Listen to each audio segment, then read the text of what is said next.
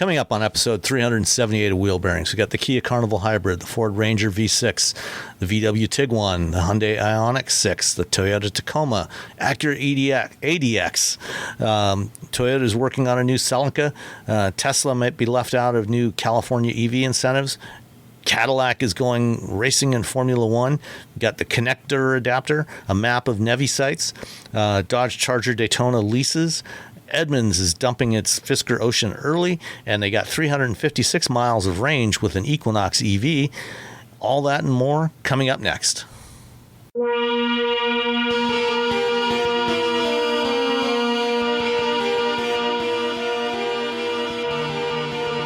This is episode 378 of Wheel Bearings. I'm Sam Abuel-Samage from Guidehouse Insights. I am Nicole Wakeland from CarBuzz. And I am Roberto Baldwin from SAE International. Nicole, yes. What have you been driving? I have two vehicles. Well, first of all, before we do that, Did you have any interesting pastries or treats for Thanksgiving? I made a fancy Basque cheesecake. That was my fanciest thing. Was it made out of like lamb cheese, like lamb milk? Why would it be lamb milk? No, it's a region of Spain. Yeah, but they're really into like sheep and lamb. No, it was cream cheese. It's just you put extra sugar in it. Okay. So then there's a crust, so the top gets really caramelized. Is that what makes it a Basque cheesecake? And you cook it without a crust, and you cook it in parchment paper, so it looks all artsy. So it's kind of like a sort of a large deconstructed creme brulee. A little bit, but not as crunchy on the top. Okay. How about you? Did you have anything good to eat? Like any fancy pants pastry or anything? Yeah, we got a couple of pies. We went over to a friend's house for Friendsgiving, and we brought over a couple of pies that we ordered from Bird Dog Baking. So if you're in the Ypsilanti, Michigan area, absolutely got to check out Bird Dog Baking. Fantastic stuff there. We got this amazing heritage apple pie. Ooh. And then a roasted pumpkin pie.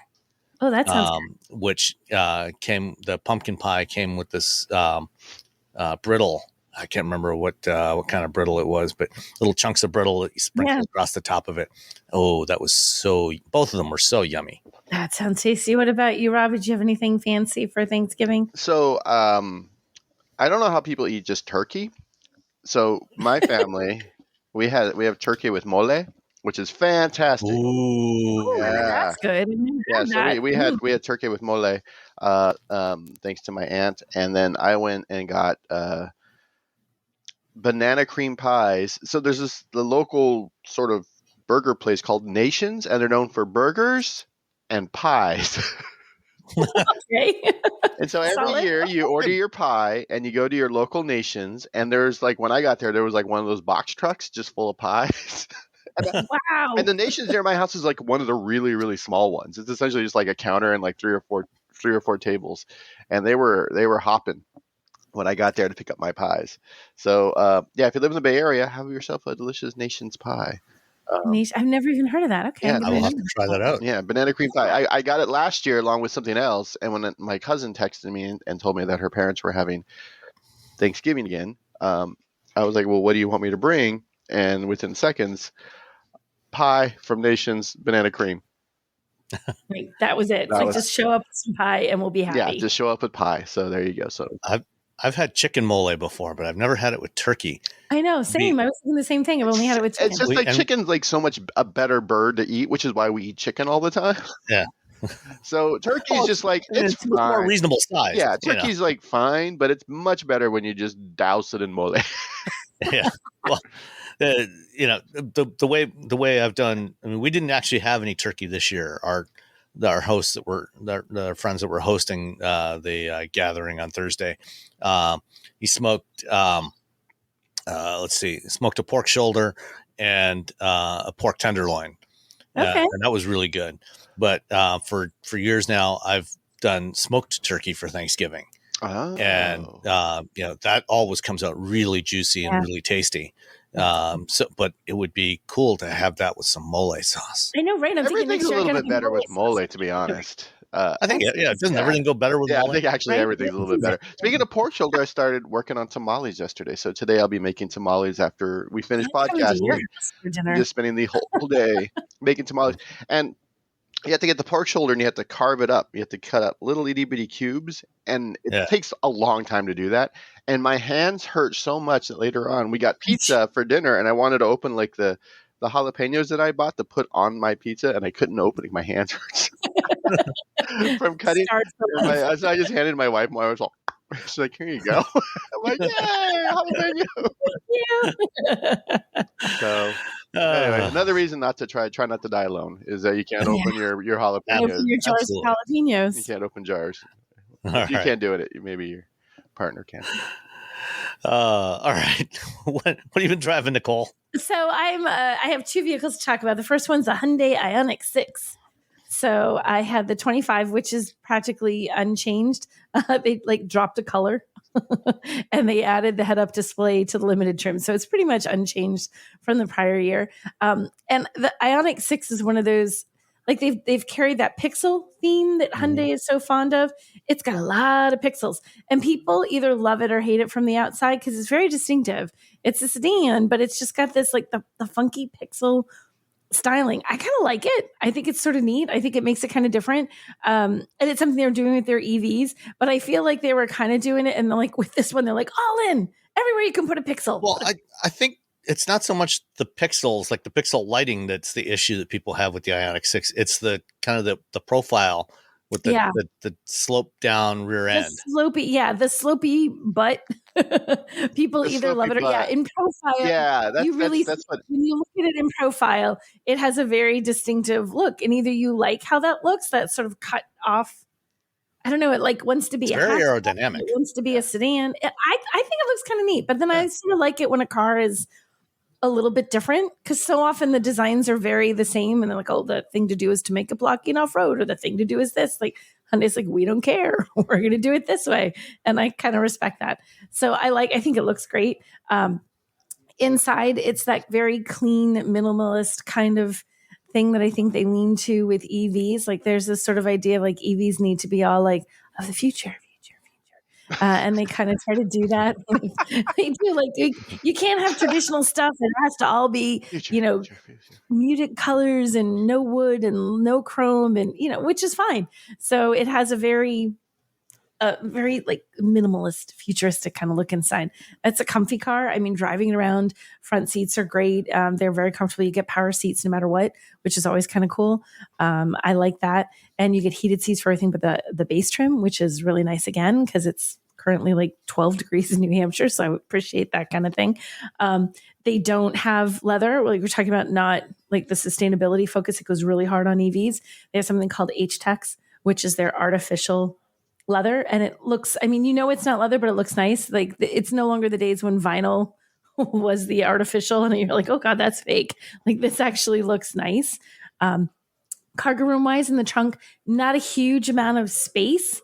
It's got about 11.2 cubic feet, which is kind of on the low side. And it does have a front, but it's 0.5 cubic feet. I mean, it's not really anything. It's where you technically you can stick a charging cord. You can stick a charging cord in there, but it's not like storage. Well, you can store your iPad and your charging cord. There you go. So if you want something that has a little bit more room than the Ioniq 5, which is more crossover-y, kind of that actually is going to give you room to store cargo if cargo is a thing. I like how they design the interior. So I love it when they do this. There's a center console that's like 2 levels. So the top level has your cup holders. It has a space for wireless charging. There's a little space where you could tuck like your key or whatever. But then there's this huge open space underneath, and it has a little bit of an edge to it. So if you wanted to put something larger, like your wallet or whatever, you can put it down there and it will sit there. And when you take a corner, it doesn't slide out. Like sometimes they make it a very, very narrow, short edge. So if you take a corner too fast, your wallet goes flying out from underneath. And now it's like under your feet, which is not where you want it to be. Stuff stays in place. I like that. I like how they designed this one, which is really kind of nice. There's a 12.3-inch infotainment touchscreen that's standard. So you're going to get a nice big touchscreen no matter which version of the Ioniq 6 that you get. You get CarPlay, Apple CarPlay and Android Auto. You get the standards. You get wireless charging for most of the lineup. And I love how they do the wireless charging pads with Hyundai. Instead of just a flat pad, there's sort of like a little, like a square. Like you think about the circle. Like a little island. Yeah, it's like a little island. And when you sit your phone on it, it really like schnicks right into place. So you can tell when you've got it. Like it's not one of those like am I in the right spot? And it tends to stay put. So as you take corners, because of how the little island holds your phone, it doesn't slide around, because it drives me nuts when you can see your phone on a charging pad. It's like charging, not charging, charging, not charging, charging. And sometimes it lets Especially you know. on Toyotas. Right. And then sometimes some of them let you know in the infotainment. So you're like, phone is charging, phone is not charging, phone is not charging. And you see it blinking on and off in the infotainment screen. You're like, is that something I need to pay attention to or not? So I really like how they do this. You get varying amounts of range depending on which configuration and which trim, because you have rear wheel drive and all wheel drive. There's a standard range battery that's available just on the base, and then the extended range battery that is available for the full 3 trim lineup. So it's like, depending on what you get a different range. So the lowest range that you can get in this is 240 miles. The highest is 342. And there's like a range in between there. So it's one of those, that's a pretty big difference. So like, pay attention to what you're getting. So depending on how much of a priority range is, and that's the really low range, that's the standard range for the SE with rear wheel drive. That's like the base trim. And it's one of those, sometimes in a base trim, you look at it and it's all about the features that make it the base trim. In this one, it's that it doesn't have the power and it doesn't have the range. And that's why it's the base trim in this one. You can get it with extended range battery, and that takes care of that. It bumps the power. So the same thing, your torque goes up from like 258 to 446, and your horsepower from 149 to 320. So there's quite a range of driving that you're going to get depending on what you decide to get. I had the limited, so I had all the power, all the everything, and it was lovely to drive. And all the things. Would you say you got the power and that it was getting kind of hectic? I got the power. Yeah, and it was getting kind of hectic. So and I like driving the Ioniq 6. I mean, it's a pleasant car to drive. It's nice. It has, when you accelerate quickly. It handles well. It's very quiet. The road noise is minimal. The wind noise, because like Sam was talking about the design, that really aerodynamic design, it's very quiet. It's a nice, comfortable car to drive. You get that 10 to 80% charge in about 18 minutes. So it charges quickly if you're out on the road and you want to, if you are road tripping in this. It's not especially super engaging in terms of the drive. Like, it drives nicely, but it's not really sporty. It's not really super engaging. It kind of just does its job as a sedan. I do like it. I did enjoy it. I found the back seats were a little on the short side. Like, if it's a sedan that you can definitely put 5 people in there if you want to. 4 is really where you want to stay. And if you're on the tall side, again, it's a little bit snug in the back seats once Russ that roof line again. Yeah, exactly. And once Russ moved that front seat back for him at 6'3", there's not a lot of leg room and like headroom. He kind of is doing that like half duck. He's like, I feel like my head is gonna hit the sofa. So it's a little narrow on that end. The side ends, yeah. If you're tall, no tall people in the back. Yeah, if you're tall. If you're not tall, you're not going to notice it. You truly do have to be like, I'd say like 6 foot plus people will notice it. Pricing, you again have a really big, this is just one of those cars. There's a huge range. Like, even though it's not a giant trim lineup, the configurations, you get a big jump in price. So that base SE standard range is $37,750. The top limited with all-wheel drive is $54,500. That's a pretty big difference in price. And you're also getting you get extra features, but that, the power and the range really changes on this. So if you're looking for the cheapest one, like, drive it, because there's going to be a difference in how these vehicles drive. Don't just think, oh, well, this one has heated seats, that one doesn't. No, there's a bit of a difference in how these drive, and the range is a big deal depending on how often you road trip. If you road trip a lot, that standard range is going to be not such a great idea. And you want to go with something a little bit higher in the range. Guess on destination, gentlemen. Oh, 1,300. $1,395. 11. Actually, I have written down. I just realized I made a typo as I looked at my own set. I have written it down $1.57. Yeah, I feel like I was closer. Wait, I just looked at my own notes. I'm like, that is not right. Hold on. Well, we'll come back to that. So what did you guess? Wait, remember what you guessed. 13.95. Okay, wait. I gotta go quickly. I think it's $1.95. That's the official answer. I'm like $1.57. What did I just write down right there? Hold on a second. Can you imagine? Wouldn't that be great? If that would be awesome. Like, if you just had $1.57 to pay for a destination fee. I mean, what I want is for car makers to just stop. Just put that right into the price, into the MSRP. Okay, don't even charge a destination fee. How's this? If it's not optional, don't break do it it. out. It's pointless. Well, okay, guys, I have the answer now. And unfortunately, it's not $1.57. I don't know what I typoed there. It's $1,150. Yeah, I won. So who's lower? Did you win, Robbie? You Robbie. were lower? I won. I'm a winner. So $1,150 for the destination fee. I'm like, what was I think? That can't be right. That was just me wishful thinking, apparently. So that's the Ioniq 6, which I like it. I feel like it's style wise, it's for a very specific person. You have to want that style. And but in pricing, if you're okay with the lower numbers, go with the lower models, but it does start to creep up there when you get up to that limited, almost $55,000. But that base model at 37,000, 240 miles of range is, it's plenty of range for most people's needs. And if you lease it, now you can get that $7,500 off there. So now you're looking at 30 grand as the price that you're basing the lease payment on. And, that's actually pretty appealing, I think, to a lot of people. Exactly. And that range 800 volts, so it charges really quickly. Yeah. Exactly. And the range thing, I know everyone gets freaked out about range anxiety, and I get it. And especially if you're going on if you road trip, but think realistically, how often do you drive more than 240 miles in a day? How often do you truly road trip where you're going to need that kind of range? 99% of the time, you're still going to just be able to charge your car at home if you have a home charger, or locally if you don't for some reason, at a charger where you know where it isn't a million miles away. So it's, yes, you can get further if you go with other trims and you spend more money, but it's not like 240 is going to cover you most of the time. And this thing charges so much faster than everything else. It does. It's 10 to 80% in 18 minutes.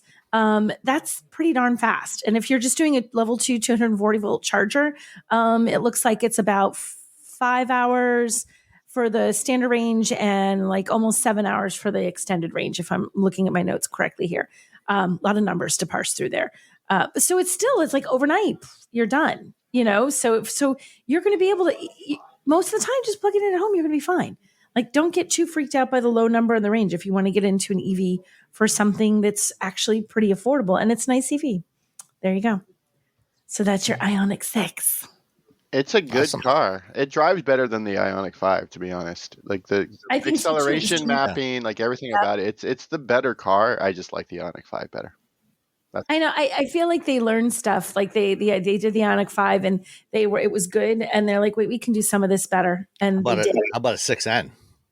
I know. I haven't driven that. That would be even more fun. Yeah. That would be the funnest of the bunch, the 6N.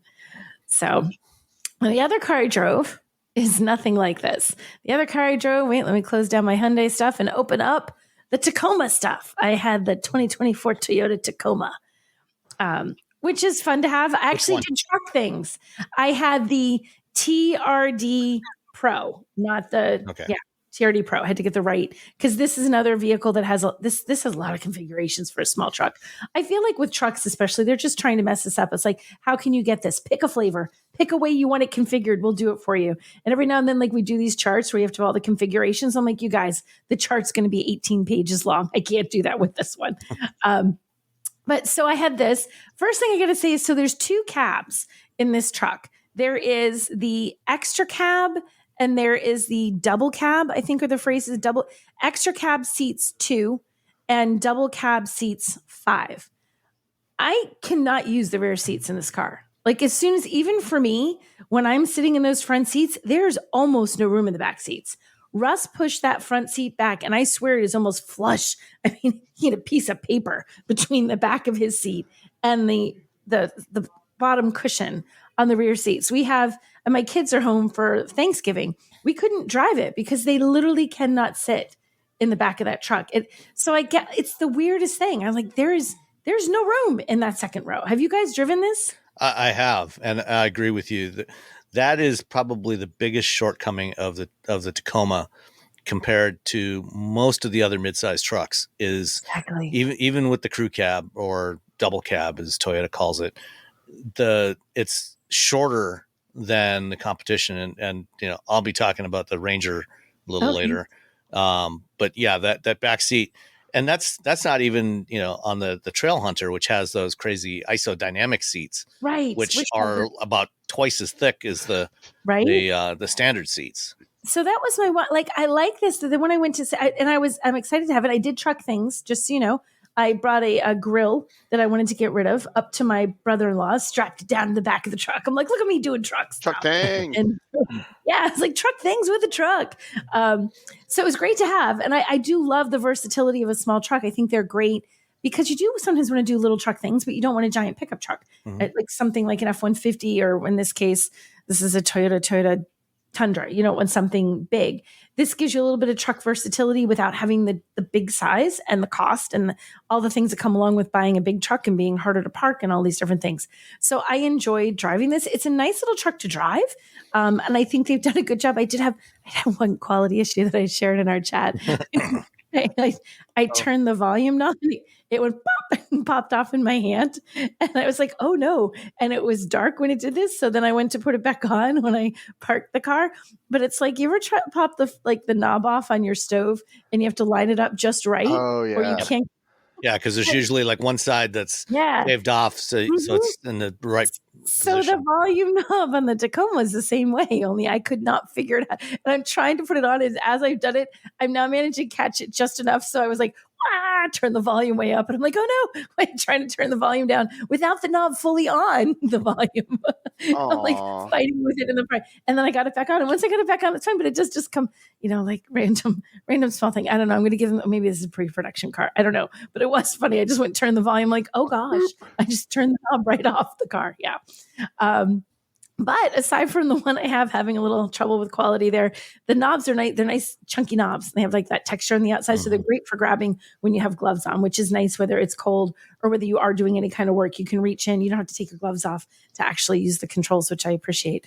And I like driving the Tacoma. I think it's a nice, it's definitely I would say it's a well-mannered truck overall. And I'm driving more of an off-road trim in the lineup. So it's got stuff that makes it not as nice to drive on the highway as some of the less off-road trims that are out there. So I think that it's something kind of in a sort of way like the Ioniq 6, depending on which trim you drive, you get different features, you get a little bit of a different ride quality. So I think it's important that when you go to look for a truck like this, before you show up, before you get there, before you're, in a position where you got to go test drive it, know what your priorities are and what you're looking for. Like, am I an off-road guy? Do I want an off-road truck? Am I just looking for something to haul stuff to the dump? What do you want? Because there's very different flavors of this truck and you want to get the right one. There's no reason for you to buy something like the off-road one and have that not quite as refined on-road drive if you're not going to go off-road, unless you just want it to look burly and cool, and more power to you. Do that. So I enjoyed driving it. The one that I was in, so the most expensive. So the pricing, there's 8 trims, 2 beds, 2 cabs, 2 engines, and rear wheel or 4-wheel drive. There's a lot of configurations on this. 10. 10? Is it 10? 10 Yeah, I'm looking at the page right now. I was SR, SR5, TRD Pre-Runner, TRD Sport, TRD Off-Road, TRD Sport iForce Max, TRD Off-Road iForce Max, Limited iForce Max, Trail Hunter, and TRD Pro. Okay, whatever I was reading from Toyota said 8. So I was looking at probably something they did before they maybe put Trail Hunter in the mix or something. Yeah. But still, you've enhanced the point. There's so many configurations. What I had, and I don't know if you're looking at something different because I wasn't looking at consumer site. I was looking at Toyota's media site. But I have the cheapest one is $31,000, just about $31,500, and the most expensive I had on my list, Sam, tell me if your show's different, is $63,900. Yep, that's okay. So that's from the SR to the TRD Pro. TRD Pro iForce Max double cab with 4-wheel drive. So from $31,500 to $63,900, you could buy 2 of the base one or 1 of the top one. So that's the other. It's a lot of money for a mid-size pickup truck. It's a lot of money. But you can't right? sit in the back of it. Yeah. You can't sit in the back of. Yeah. So it is a lot of money for that truck.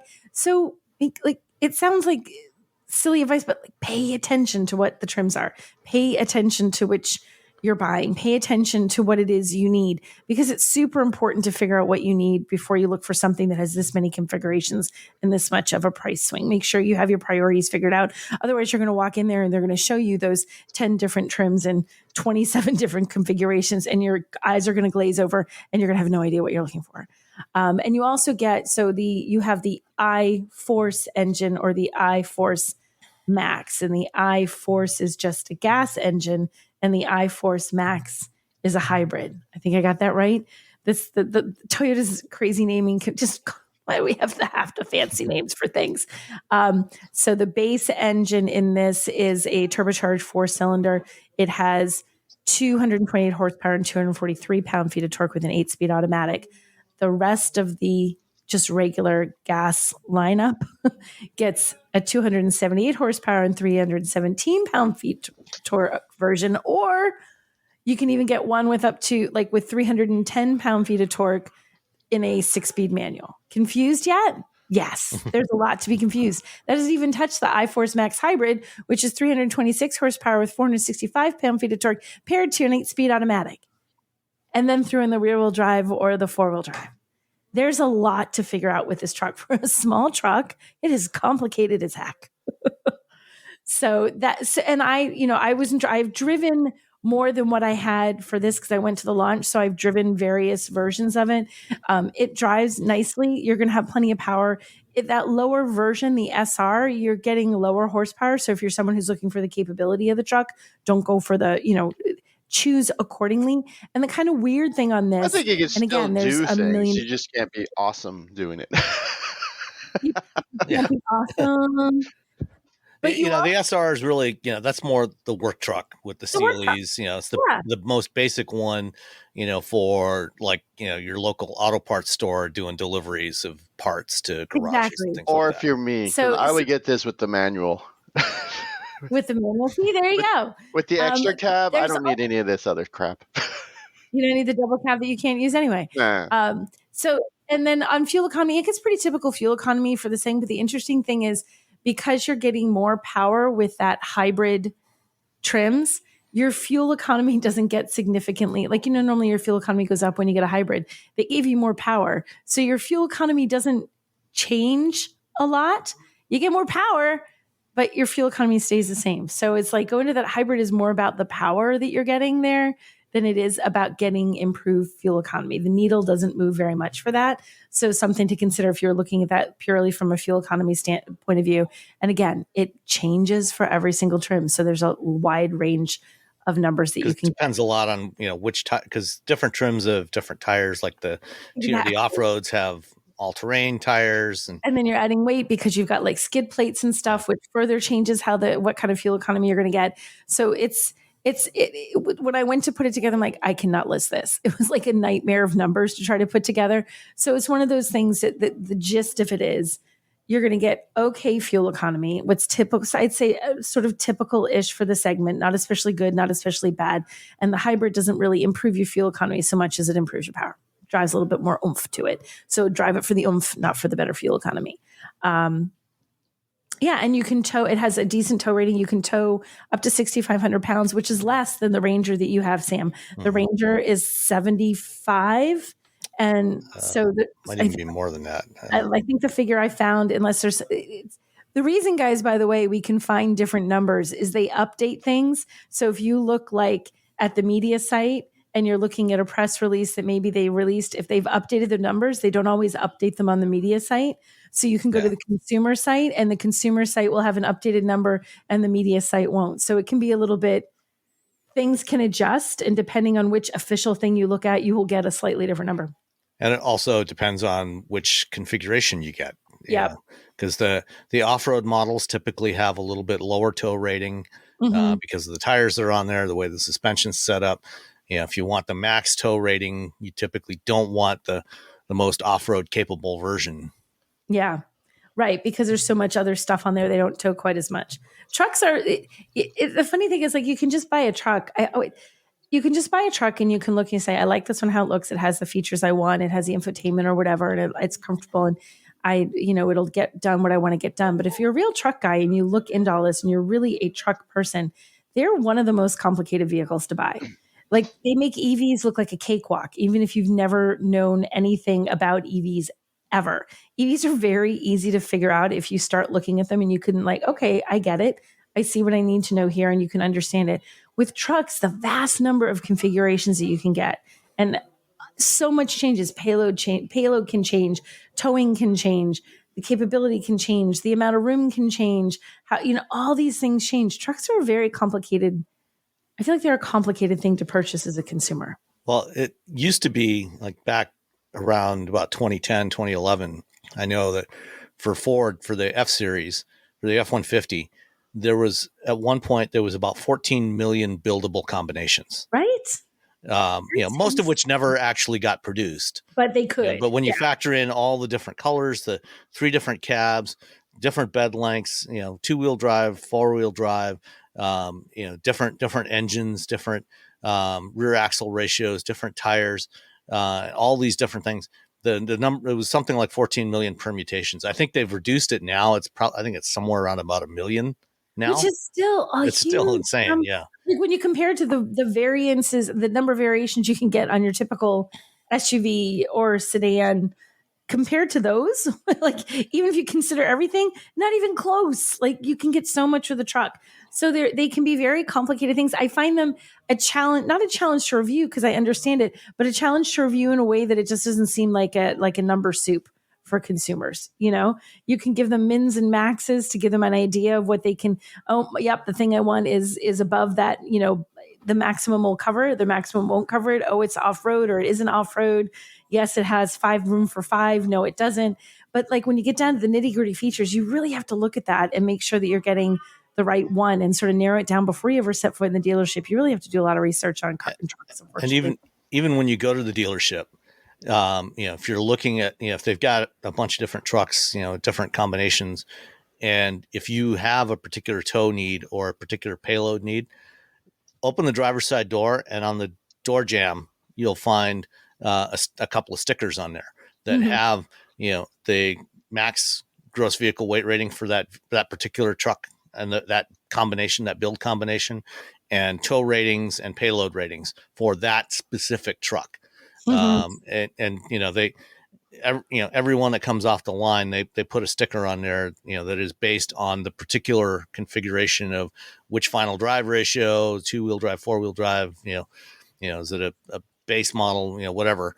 And so you can, if there's several that you're looking at on the lot, then look at those, make sure you check those stickers and make sure you get one that meets your requirements. Because if you have a 6,000-pound trailer that you need to tow, and a particular combination that you're looking at only has a 5,000-pound tow rating, and there are some Tacomas that are only 5,000 pounds or less, make sure you double check that before, because if you overload when you're towing, that is a real safety issue. So make sure you always double check that. I think that's the thing with trucks. And I think, you're going to find, like with the Tacoma, I like the Tacoma. I think it's a good truck. My criticism of it is that second row is nigh unusable. Otherwise, I think it offers the versatility depending on what it is that you need. In small truck world, it probably offers towing and probably offers off-road capability and the features that you need to do what you want to do with the truck. It looks great. I mean, the styling is great. Nice little burly little pickup truck. And it's easy to drive. It's comfortable to drive. But the thing is, just make sure that you're getting the right configuration and really look at it between all of the different options to make sure you're getting the one you want. And like Sam said, make sure you truly are getting the one you want. Because if you change some little thing, it can seem like you haven't changed anything. Suddenly you've changed something and that tow rating has changed. And you need to know that if you're going to be towing, if you're doing work with a truck, make sure actually the one that they are handing you is going to cover what you need it to do. Cool. Yeah. Shall we guess on the delivery charge? Oh, delivery charge. Wait, let me scroll down here and get delivery charge. Wait, where'd I put it? See. Go ahead and guess while I'm getting to the right section. $14.95. $14.95. Wait, where did I put the pricing? It's free. I'm looking. What is wrong with me on the delivery charge today? I'm looking at the entire write-up that I have and everything ready to go. Pricing. Wait, where was it? What did you say? 14? Oh, wait. What? 14 and 14? Who said $14.95? I did. You win. It's exactly $14.95. Yeah, we are a winner. So you win, Sam. All right. So we're one apiece right now. Yeah. All right. Dun, dun, Steven. dun. Did you know you can support Wheel Bearings directly? Head to patreon.com/wheelbearingsmedia and you can become a patron today. Your contributions will help fund the platforms and tools we use to bring the podcast to you. And exclusives and improvements are already on the way thanks to your generosity. So if you want to be part of an automotive podcast like no other, head to patreon.com/wheelbearingsmedia. We've updated the Wheel Bearings merch store, and now there's a whole bunch of new choices, new colors, new styles, t-shirts, sweatshirts, hoodies, hats, mugs, travel mugs, stickers, aprons, tote bags, you name it. You can get your Wheel Bearings merch at shop.wheelbearings.media. Go check it out. That's shop.wheelbearings.media. Smartphones have gotten way more expensive over the past decade, and all it takes is one impact on a hard floor to make you wish you had spent a few bucks to put a case on it. Going online without ExpressVPN is like not having a case for your phone, and it only costs a few dollars a month. Nicole, Robbie, and I travel a lot for our work, and we spend a lot of time in hotels, coffee shops, airplanes, and of course the Delta Sky Club. Connecting to the Wi-Fi in any public places with shared Wi-Fi puts your data at risk because bad actors could be intercepting what you send and using it to steal from you. It only takes some cheap hardware to intercept Wi-Fi data, and even a smart preteen can do it. Hackers can make up to $1,000 per victim selling personal information on the dark web. ExpressVPN stops the bad guys by creating a secure, encrypted tunnel between your device and the internet. ExpressVPN uses state-of-the-art encryption that would take a supercomputer up to 1 billion years to crack. I have ExpressVPN on all my devices, including a MacBook Pro, Windows laptops and desktops, and Android and iOS phones and laptops, or tablets. When I want to be secure, I just launch the app, click once to connect, and my data is secure. As I said, I travel a lot for my work, and I have to connect to countless public Wi-Fi networks in many countries. I have ExpressVPN on all my connected devices so that whoever else is on the same network can't see any of my data. That's important because I often have to check banks, credit card accounts, and transmit client data that might be sensitive, as well as filing articles on news that might be under embargo. ExpressVPN protects all of it, and I've been paying for my own account for years. Secure your online data today by visiting expressvpn.com/wheelbearings. That's expressvpn.com/wheelbearings, and you can get an extra 4 months for free. expressvpn.com/wheelbearings. Robbie? I drove the 2024 Tiguan SELR line. Now, here's the weird thing. The Tiguan just showed off a brand new Tiguan at the LA Auto Show. So I don't even know why I'm in this car. Okay, so it was one of the finalists. Because we need content, Robbie. That's why. It was one of the finalists, or it was one of the eligible vehicles for the World Car of the Year. So every year I scramble because I'm like, oh no, I haven't been doing my job. Of the year, and I couldn't make it to the drive program for the World Car this year because it was like during the week, and I'm like, I'm already going to LA show. I can't like just disappear for two extra days off of work, and I've been having to take a bunch of time off for other things, so I'm just like, I can't do it. So anyway, so I got the 2024 Tiguan SELR line. Apparently, people really like this car. I'm fine with it. That's the thing. It's here's the deal with the Tiguan. It is just that smallish crossover, sort of almost midsize SUV that just sort of blends into the background with every other smallish, midsize, maybe it's a crossover, who knows, SUV that sort of blends into the background. So this is when you're looking at the Tiguan, you're looking at a utility. You're looking for a hammer so you can put up some pictures in your house. That's what this is. This is the hammer that gets you to work, gets you around town. And for that, it's fine. Does a great little job. Drove me around. The problem is that I have been driving a lot because that's sort of my main jam. And when you drive a lot of EVs, suddenly you realize how, unless you're paying a lot of money for a vehicle with a gas engine, they're not that great.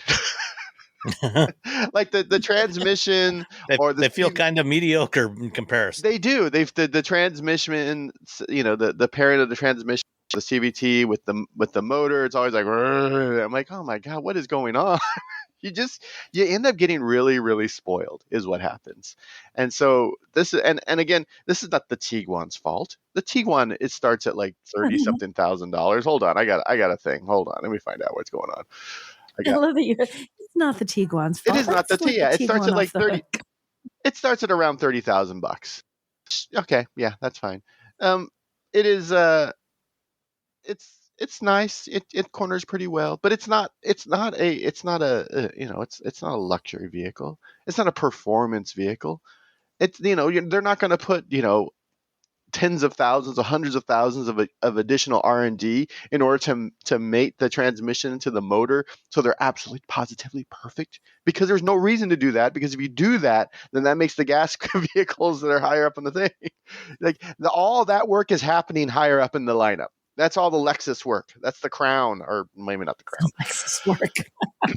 It's the Lexus December to remember, by the way, everyone. To all it is. To all that celebrate. Also, happy Honda days, everyone. So I don't know if Volkswagen. What about Toyotathon? Is that also Toyotathon? Right Toyotathon's like in the spring. That's summer. Is it Toyotathon summer? Yeah, Toyotathon summer. That's what you're like, woo! So the Tiguan. Yeah, it's I wish I could say it's amazing. It's fine. It does exactly what it's supposed to do. It got me around. The seats are a little like the Camry last week. The seats are a little firm. They're a little too firm. Maybe you got to wear them in. This vehicle, I think, has about 3,000 miles on it, so maybe it needs a little bit more before it gets that little And a bunch of different butts have been in that seat, so it's not quite. It hasn't broken in, but. Yeah, it has a lot of buttons, which I really appreciate, which I'm always a fan of. So you can push buttons. There's some second row seating you can fit back there. I don't understand why the Tacoma doesn't have second row seating if the Maverick has second row seating. What's going on over there with their packaging? I guess Toyota people just don't have friends, like me. That's not. And again, not a slight against Toyota people. I don't have friends. I don't need the rear seats in my BRZ. I don't know why those are there. But yeah, the Tiguan, it is, I kind of liked it. It's fine if you have to get around town. What I don't like is that, there's now the SEL R line with the Tiptronic 4 motion. Ooh, 8-speed automatic transmission. Ooh, it's bright red. Well, red's pretty nice. It's no Mazda red, but it's still pretty nice. $40,000. I'm not paying $40,000 for a Tiguan. I'm sorry. That's and I know someone is going to buy the R line, and I'm like, oh, you could have got like something cool. Because it's like the Camry, the Tiguan is not decidedly not cool. It's a car. You need to get to work. You got to get the kids. You need something that's going to work. You need something where everyone's going to be able to sit down. You need someone with enough room in the trunk or in the cargo area to put all your stuff. And that's what the Tiguan is. It is the nice hammer that you bought so you can put pictures up around your house and not think about it. It is not, you're not buying like the fancy table router. You're not buying. This is just a hammer to get around town. What would be the table router of cars? What would be a table router? Oh, that'd be like the Toyota, the Land Cruiser. Like it's got like this. It's kind of cool because you can show it off to your friends, but also it has just enough utility where you could do things. You're like, oh, look at me! I did a dovetail joint. Look at me! Oh, by the way, I'm learning how to do dovetail joints, so that's what I'm doing right now. Okay. This is just like random off the top of my head. This is stuff I'm actually doing in my life, doing dovetail joints. It has a Fender premium audio system with a subwoofer. It sounds fine. It's just weird that it's Fender. I'm like, oh, they like guitars. You gotta have some kind of branding on. You gotta have something. And I'm very curious. I didn't have a chance to look it up, but I'm very curious to find out. Like, is Fender actually building these, or are they just throwing their names on top of like? I think it's the latter. Yeah, I think it's probably the latter. Probably. But if you can, I put guitar stuff in it, which I end up putting in everything. Most things you can put guitar stuff in. So maybe not the. Did I put? Oh, I put my bass in the Miata, but it was in the passenger seat. the lane keep assist stuff and the driver's assistance stuff actually does it does pretty well. It doesn't, I think, everyone's getting a little bit, everyone's getting incrementally better. So when you do and to me, incrementally better means that the vehicle has the context to know not to slam on the brake or slam on the accelerator when you have cut-ins, and this does not do that. It has a very nice a sort of acceleration when someone pulls out and someone who's right in front of you pulls away. They're just like, let's do it, and just goes for it, which is also always a little terrifying. And it also, if someone kind of pulls in front, or if you move into a lane over, it doesn't immediately just slam on the brakes, which terrifies you, terrifies your passengers, and terrifies those behind you. So yeah, I think they're, Volkswagen, good job on that. I know that they're working on their robo taxis in Austin with the ID Buzz. So to me, all that stuff sort of like helps feed into driver's assistance stuff. But more importantly, I would hope it feeds into safety stuff, which is automatic braking, that sort of thing. Yeah, let's see. Infotainment system's fine. Plugged in my iPhone, didn't have any issues with that. Yeah, no, and it's got, it's like you said, it's got the wireless charging. It does it sideways, so you instead of like, not sideways. At an angle? You still do it flat. It's still flat, but instead of like it going head to tail, like with the car, you put it. It's transverse mounted, like the engine. Yeah, there you go. It's transverse mounted. It's a transverse mounted wireless charger. So it's transverse mounted, which I feel like makes it less likely to go flying out when you go around corners. So I appreciate that. Yeah, that's kind of it. It's not. Again, I mean, it is if you were looking, it gets 24 miles per gallon, which is like, but I think that's, combined, it's supposed to be 29 highway, 22 city. I think I'm getting like 23 right now. Just kind of cruising around. It's not, it's not exciting. It's not, I drove my Ioniq 5 to do things when I should be driving a Tiguan. I think the biggest issue for the Tiguan is that, this segment that it's in is the biggest segment in the U.S. market. These sort of upper compact, crossovers, and there you have the Toyota RAV4, the Honda CR-V, the Tiguan, the Hyundai Tucson, the Kia Sportage, the Ford Escape. And every brand has something in this segment. There's a lot of competition, and you've also got, in addition to all the gas models, most the Chevy Equinox and the GMC Terrain as well. In addition to the gas models, most manufacturers have hybrid variants. Some of them also, quite a few of them also have plug-in hybrid variants that you can choose from. So there's so much competition that you really have to have something really good to stand out amongst that crowd. And, from what we've seen of the new Tiguan, it looks like it might be, more competitive in this space. But yeah, I mean, I've driven this Tiguan, and, it's fine, but it's not, there's nothing special about it. The competition is too strong in the segment. Yeah. There wasn't such good competition. This would feel better. Yeah, exactly. Good. When people ask for that segment, I automatically am like, get a RAV4 or CR-V. Because I don't think about it. I don't think about the Equinox. I don't think about the Tiguan. I don't think about all the other vehicles in the segment. It's just like, here are the two ones that you should get. Whichever one you want, it's going to be fine. It's going to last you to the end of time. Maybe the volume knob will pop off on the RAV4. Who knows? But overall, you get those two, and then the Tiguan's just like, hey guys, because it just sort of blends into and that whole segment just sort of blends into the background of life. It's an all-terrain. Well, and especially with the hybrid models that you can get from most of the other brands in this segment, now all of a sudden, instead of 24, 25 miles per gallon, you're looking closer to 40 miles per gallon, and with a lot of those, and plug-in hybrids, you can be getting 35 to 40 miles of electric driving range. So there's a lot of choices. Yeah. like if you get the RAV4 hybrid, which starts at, let's see, according to the internet, 31,900, MPG is up to 41 miles for the city, 38 for highway. And you're like, oh, that's just a little bit more than what the Tiguan cost. Why would I get the Tiguan? And again, it's not that the Tiguan's bad. It's just that it sort of disappears in this it's like the band that wasn't Nirvana or Pearl Jam. It's, you just sort of disappear in the Seattle scene because these other ones are so much better than you are, and I'm sorry. Sorry, but someone's better. Sorry. I was gonna say Mudhoney, but Mudhoney's a great band. You should. In fact, they should have gotten way bigger than they did, but they didn't, unfortunately. I've never even heard of them. Sorry. Now Exactly. They're the Tiguan. I'm gonna get a lot of angry emails about Mudhoney being called the Tiguan because it's not. The Mudhoney's an amazing band, and they should have gotten bigger than they did. But whatever.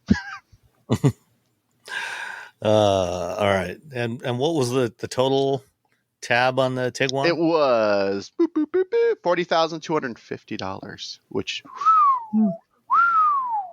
that's a lot. That's a lot for just a 2-liter turbo 4-cylinder engine that's not a hybrid, and you're still getting and not particularly powerful. It's not really that powerful. It makes a lot of noise, but it's not. And again, this is the rub when you have so mmany electrified vehicles on the road. Even the hybrids feel like, ooh, you get that little extra electric torque at the low end. And if you have an EV, you feel like a superhero. You're just flying, popping in and out of traffic like a big goofball. So destination charge. What do you guys think? $1,295. Ooh. I'm gonna go $1,195. $1,350. Nicole wins. Oh. She's a winner. A winner of the Tiguan thing. Yeah. Tiguan. If you're like, I don't want a Honda, I don't want a Toyota, Tiguan. Tiguan for you. Tiguan for you. Yeah. It's not that it's that whole issue with the segment. It's like when you're going up against the Camry and the Accord. It's not that, the Malibu. The Malibu isn't a horrible car. It's just good enough. And then you look at the other cars in the segment. You're like, well, why would you buy a Malibu? Like, what's wrong with you? I had relatives who worked at GM, and so I still get that family discount. I learned that I get a family discount, or you bought SAE. it from a Hertz, used car lot. Oh yeah, there's that. Yeah. You get a Nissan or No, apparently I get a GM discount through SAE, but I don't know of any GM cars that I want. Oh no. What about the Equinox EV? I have an EV. That's the thing is that, they're like, oh no, we got to, maybe the EV credit will go away. I'm like, oh, what should I get? And I realize that I have the car that I want, and the other car that I want, there's like no way in hell I'm going to get that for 2 years. So, okay, maybe I just get an Ioniq 5. I don't know. And I can't afford an Ioniq 5N. That's where it comes down to. I can't afford an Ioniq 5N. Maybe I can get a Taycan, like really cheap. Those keep going down in price because people are fools. That car's amazing, but I'm not going to argue with the fact that the resale value is horrible because that works in my favor. All right. Well, I also had 2 cars this past week. You guys are overachievers. I feel like a lazy bum. Yeah. Well, I had one booked, and then Ford reached out to me and asked if I wanted to get into a Ranger again because it's a finalist for NACTOY. And so I spent a few days with the Ranger as well. But the main one that I had booked for the whole week, and I actually still have in the driveway, it's going back tomorrow, is the Kia Carnival, not a minivan. It's the best, not a minivan. Yeah, it's the Carnival SX Prestige hybrid. So this is new for 2025. So the Carnival, which is very clearly a minivan, but when they did its most recent redesign and rebranded it from Sedona to Carnival, which is the name that they've always used in the rest of the world, they gave the front end a more horizontal hood, made it look a little more SUV like. But I mean, you look at it, it's very clearly still a minivan, and there is absolutely nothing wrong with that. I think that's a great thing. The Carnival is amazing. Yeah, and so it's got a fresh fresh face on it, that is similar to what you've got this year on the Sorrento and the with the Telluride and a bunch of other Kia stuff, and it looks good. It's a sharp looking MPV, if you must. And minivans have always been MPVs, multi-purpose vehicles, and you can do all kinds of stuff with the Carnival. So the hybrid version this year gets the same powertrain that is used in the Sorrento and also in the Sportage hybrid variants, which is a 1.6 liter turbo 4-cylinder paired up with a 74 horsepower electric motor. And all together with a 6-speed automatic transmission that gets you a grand total of 242 horsepower and 271 foot-pounds of torque, which doesn't necessarily sound like a huge amount, especially given the size of this vehicle, but it is more than adequate.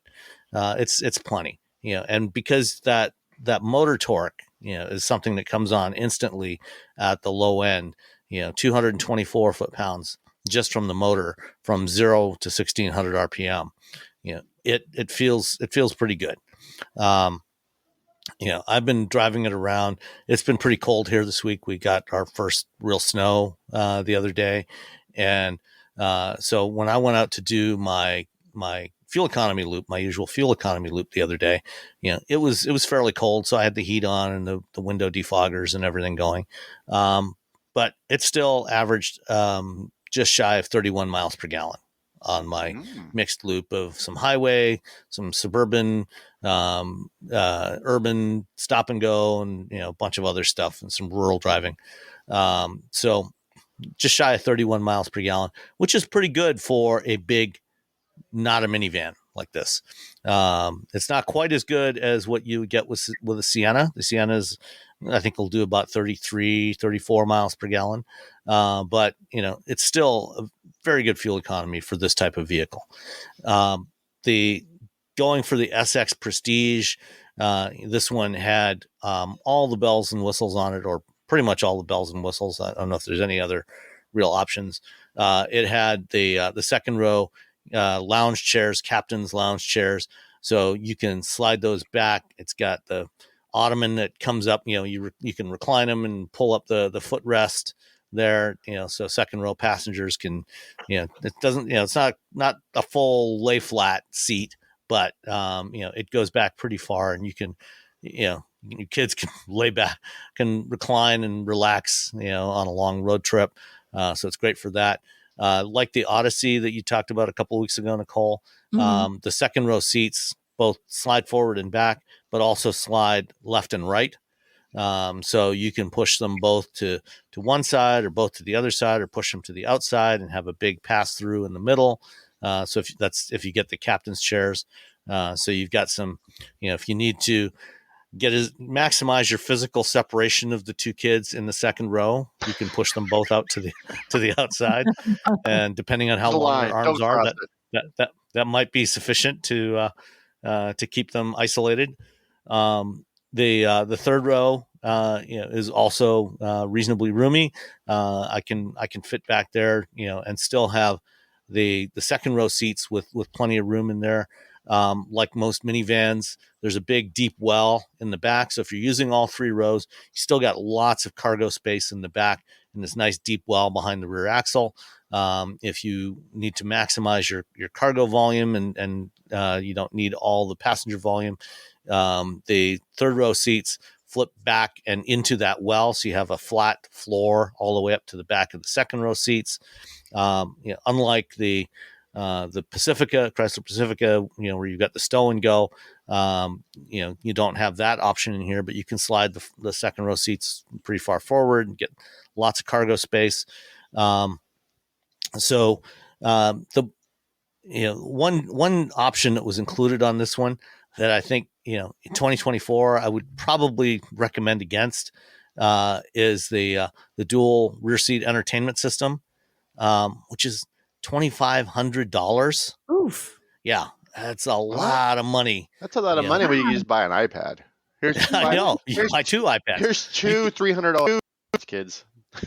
Yeah, you could buy, if you've got more than 2 kids and you're using that third row, you could buy 4 iPads for half of what that rear seat entertainment package costs. And they can each be watching something different, and be isolated from each other and from yourself. One of the things, I did take a look at, because last week we had a question from Russ. He was talking about the Genesis GV70 and said he really didn't like the highway drive assist system in there. And they have the same system across most Hyundai, Kia, and Genesis vehicles, and it functions essentially the same way. So this is, adaptive cruise control plus hands-on lane centering system.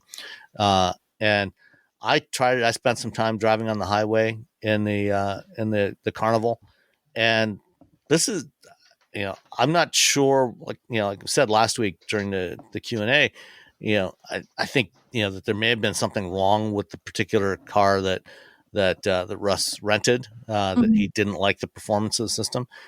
This consistently has been one of the better hands-on systems that I've used. It does a pretty good job of keeping the vehicle centered in the lane. It doesn't bounce around. The adaptive cruise control works pretty smoothly. The braking is smooth.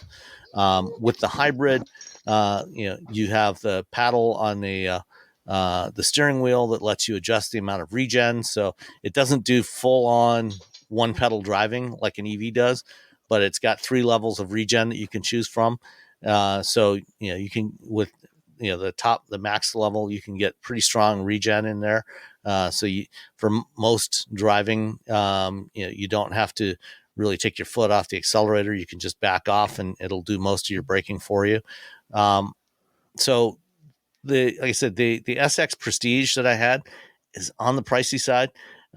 It starts at, let's see, base price of the SX Prestige model, $52,600. Prestige. Yeah. But you can get, the Carnival hybrid starting, the base LXS trim starts at $40,500. I would probably opt for like the EX, maybe the SX trim, and you're going to get most of the stuff that you really want. You won't get those, those really nice second row reclining captain's chairs, except in the SX Prestige. But you'll get most, a lot of the other features, in that mid $40,000 range.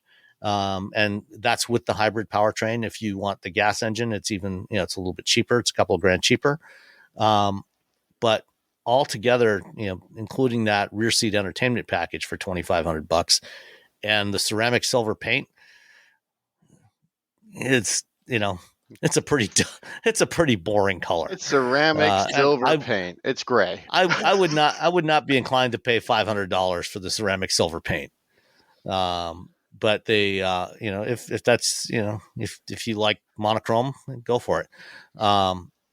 But all in, the Carnival SX Prestige hybrid came to $57,225. Prestige. That's what Prestige gets you. Yeah. So you want to guess at the destination? Ooh, $1,495. I'll go $1,385. Winner, Nicole. Right on. Nicole.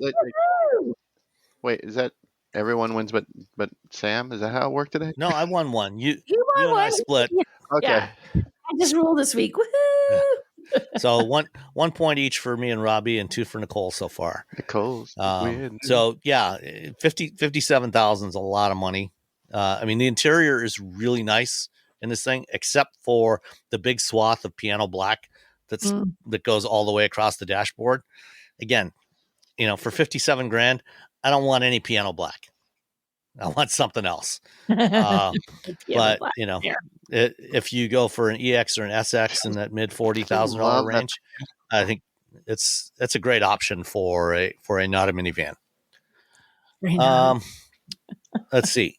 The other one that I had was the Ford Ranger with the 2.7 liter EcoBoost V6. So they they launched the Ranger earlier this year with the 2.3 liter 4-cylinder turbo, and they just like in the last month or so started building the V6s, the 2.7 liter V6. So this is the same engine that's the base engine in the F-150. If you opt for this engine, you get some extra horsepower, a lot of extra torque. Let's see, the 4-cylinder, 270 horsepower, 310 foot-pounds of torque. The 2.7 gets you to 315 horsepower and 400 foot-pounds of torque.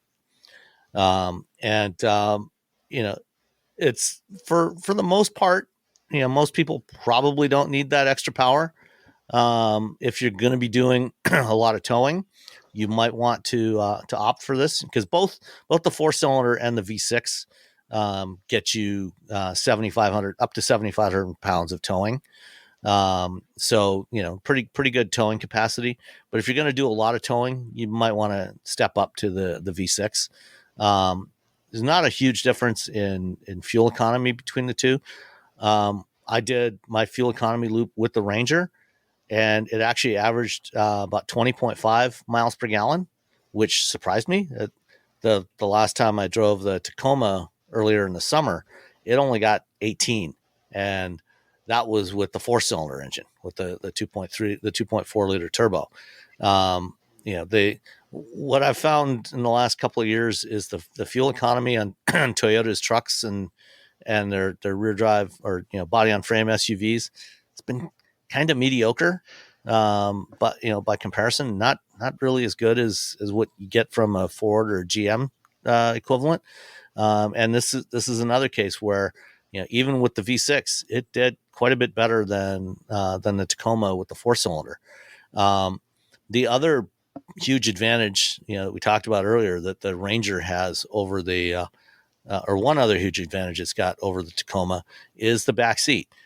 It's not as cavernous as the backseat of an F-150 or a Silverado or a Ram. Those things are enormous in terms of, it's like limousine space in the second row of their crew cabs, the full-size crew cabs. But it is usable. I'm like 5'10", 5'11", depending on the time of day. And I put the seat, put the driver's seat where I wanted, and I could comfortably sit behind myself. So it is usable. And underneath the rear seat, you can fold the rear seat up, the rear seat cushion up, and there's a nice big storage bin underneath there with some compartments, so you can store stuff out of the way. So you can have some tools in there, or jumper cables, or assorted other things that you might want to carry along with you. Medium pizza, maybe. Medium pizza will fit. I think a medium pizza will fit back there. Yeah. So you can, there's a hidden, storage space where you can put, store all kinds of stuff back there. The current gen Ranger, drives really well. The handling, this was a 4-wheel drive. It was a 4x4 Lariat. So it wasn't a Tremor or an FX4. So not really a full on off-road version. But it did have, 4-wheel drive with a 2-speed transfer case. So it's got a 4-wheel drive low range available. So you got a little bit of extra pulling capability when you're out and about. It's also got a locking rear differential that was an option. That's a $420 option.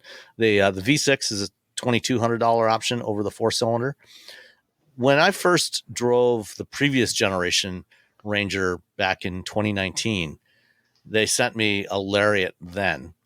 And I complained at the time that the interior, that one was $43,000. And I complained about it at the time that the interior felt kind of cheap, because the previous gen Ranger was not really designed for any kind of luxury use. It was all hard plastics. It definitely felt on the cheap side in the interior, and that one was $43,000. This one is $10,000 more. It's $53,000, but overall, it felt much nicer inside. The interior of this one was much nicer than the previous gen Ranger. It's fairly roomy. One thing, and this may be because I'm pretty sure this was a pre-production car, a pre-production truck. The leather seats, the leather on the seats didn't seem like it was really well fitted to it. It looked a little it's gonna do that thing where it's wrinkly, like stretches and has weird bumps in it. Yeah. So I mean, the seats were fairly comfortable, but you look at them, it kind of looked like they weren't quite put together properly.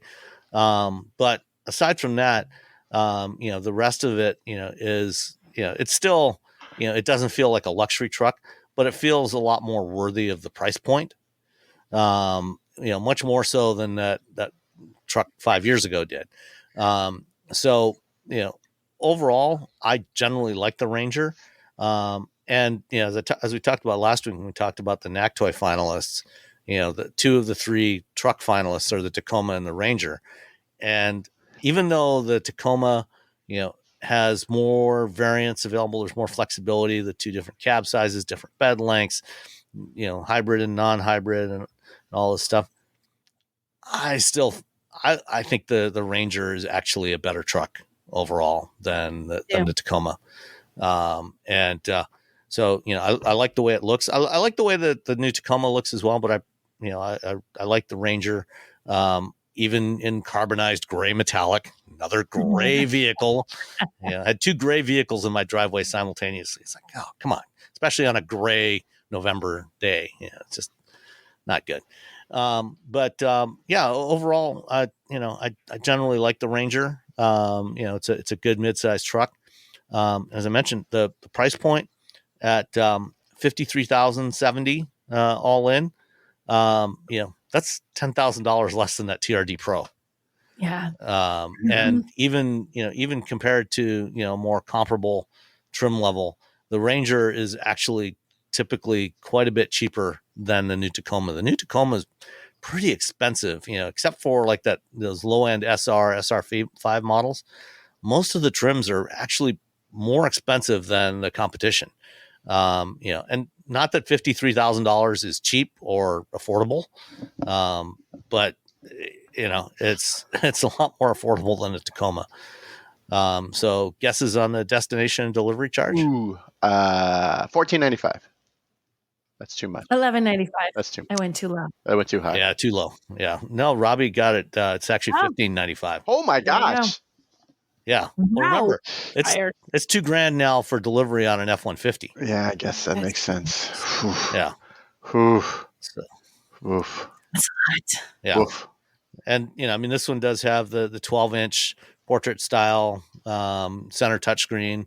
It's got Android Auto and CarPlay support in there. So lots of nice features in there. Heated steering wheel, heated seats, heated and ventilated seats, although I didn't use the ventilated part. Full size spare, and it has the chrome appearance package, which I could do without, but it is what it is. So that's the 2024 Ford Ranger Super Crew 4x4 Lariat. Okay. All right, let's move on. There's a couple of things that we didn't get around to talking about last week because we ran so long. One is the Acura Nicole. ADX. My fault. Yeah. The ADX is the new entry-level Acura model, or at least their entry-level Acura crossover. And did they actually have this on the floor in LA? Because I know they announced it like a day or two before the media day. I don't know if they actually showed it in person though. I don't remember seeing it. Remember? They had donuts. Listen, they had donuts at the Acura booth. I stopped and talked to Honda and Acura people for a little bit about God knows what. Probably not about cars because I'm not good at my job. But I don't remember seeing the ADX. Okay. I think it was there, but I can't remember. That's terrible. That's a whole Thanksgiving holiday away now, Sam. Yeah.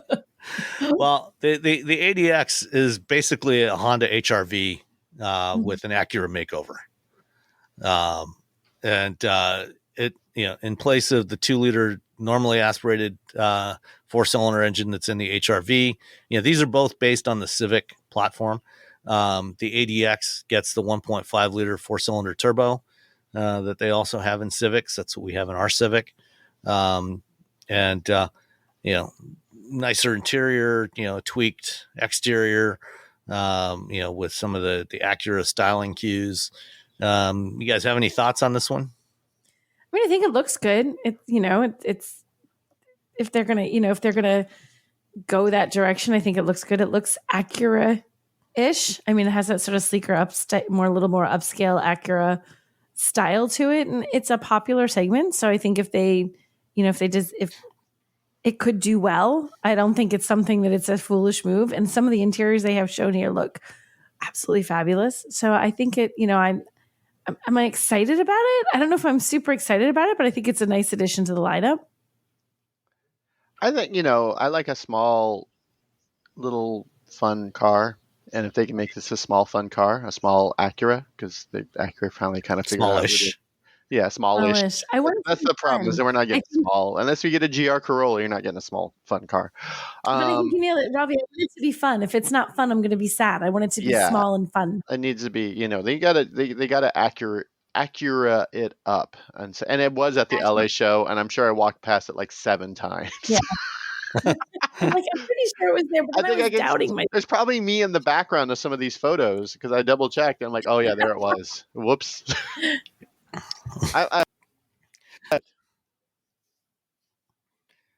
And it says it's starting in the mid-30s. I mean, that's a pretty good price point, mid-30s, to get yourself into an Acura. So in terms of the value proposition for this, it seems like it could be a good value. It's not going to come down to what it's like to drive this little thing. I want it to be fun to drive, be a fun, smaller, little-ish SUV.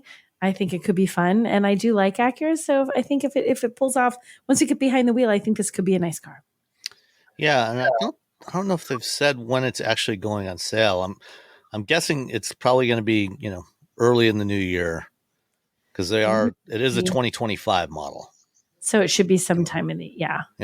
I don't see anything. I have not seen anything scanning down this that said, expect to see this, blah, blah, blah, It looks better than the Honda. I can tell you that. Yeah. Yeah. The Honda's kind of a blob. Yeah. The Honda's not very exciting. Like this stuff looks way better. Yeah. This looks miles better than the Honda. I literally walked past this like 7 times. I'm seeing where it is on the show floor. There's a lot, to be fair, Robbie, there's a lot going on at the show between the people you're talking to and the stuff you're running to get to and the appointments you have. You could walk by the same vehicle 3 times, like, oh, I literally leaned against that vehicle talking to someone. I guess it is there. There's a lot going on in an auto show. There is a lot. You know what the problem is? This is right in front of the Hyundai booth, and because of the Ioniq 9 and the Infinium, it's sort of like, it was hard to walk that little area. So I'm looking at there where it's at. I'm like, okay, I end up walking around a lot, so maybe that's what it was. Or I was just rushing through it because I didn't want people to like stop me because I had stuff to do. That's my excuse. That's fine. I'll accept that excuse. All right. Do either of you two have fond feelings for the old Toyota Celica? Not especially. Is anyone a Toyota? That's the weirdness of it. Is like, I remember wasn't there a Celica convertible at some point as well? There was, like in the late 80s. Yeah, mid late 80s, there was a convertible for a few years. Yeah, I like the old like the 80s Celicas, like the 90s, but the last, like the mid 2000s Celica, I was just like, meh. It's just, I don't know. They were trying to make it look sportier than it should. I don't know what they were doing. Right? Was it the Prelude that had? No, that's Honda. I'm thinking of. Toyota Celica didn't have. Celica did. Early Celicas did have pop. Or there was. I think it was like the pop-up second or third generation. They had one with pop-up lights. Yeah, I think I remember that one.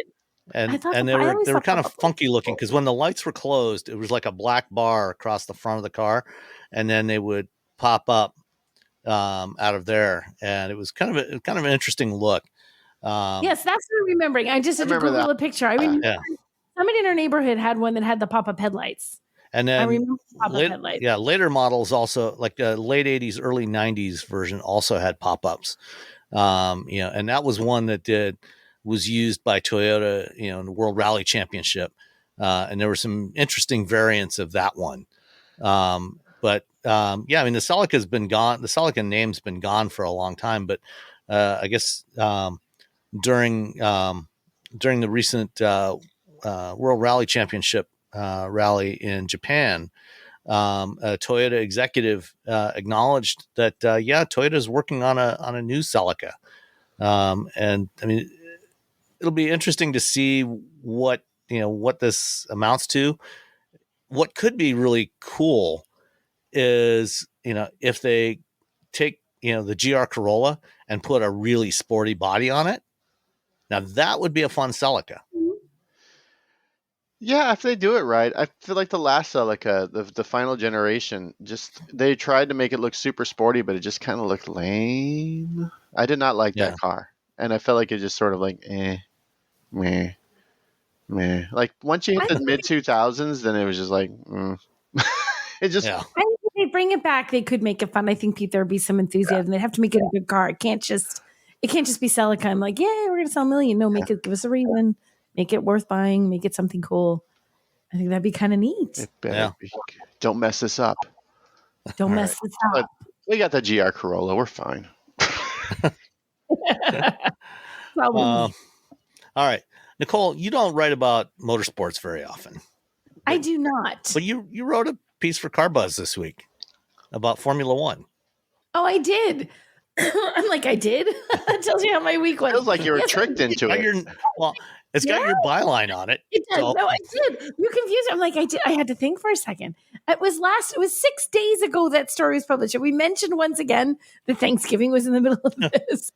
So Cadillac is officially joining Formula One. They've announced that they're going to be there. It's going to be for the 2026 season, and they will be the 11th team that will be competing in the series.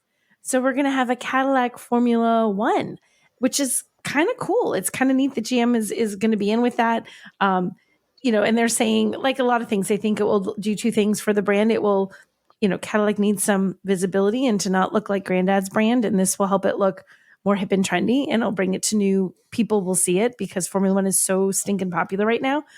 So it'll bring it to a whole new audience. And it also, any of this motorsport stuff is an opportunity for an automaker to do stuff that is not going to directly be in your car, but it's going to influence what's going to be in your car. They learn stuff by doing these high performance vehicles. So they've also said, things could end up, this could make Cadillacs even better because it could give them a way of making the technology in Cadillacs a little bit better. And they also have, I think it's kind of cool. Mario Andretti is going to be involved in this endeavor. He's on the team board as the director. So it's not like they've got like a little bit of heavy hitter there to make this happen. So I think it's kind of exciting for GM, and I think it's probably pretty exciting for Cadillac. Yeah, for those that haven't been following this saga, this effort actually started 3 years ago.